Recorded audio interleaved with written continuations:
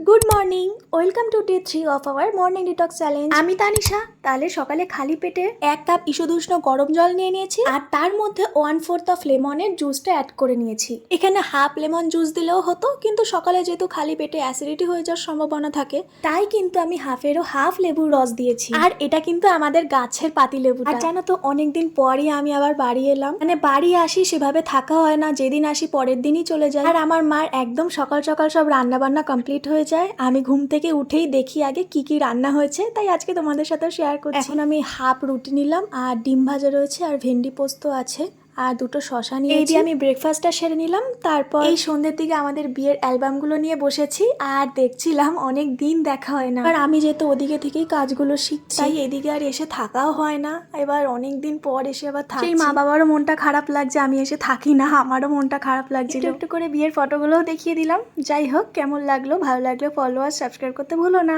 Tata.